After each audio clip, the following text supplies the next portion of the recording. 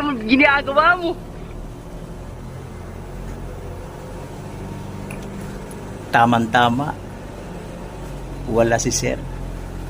Guys, may sasabihin ako sa inyo.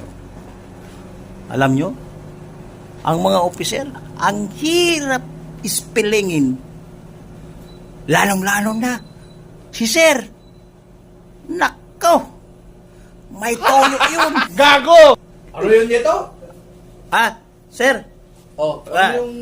Ano kasi sir? May nagtatanong kasi kung paano magluto ng adobo. O bakit may narinig ako toyo?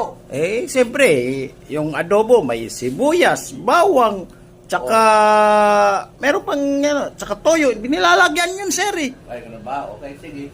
Oh. Galingan mo Sir.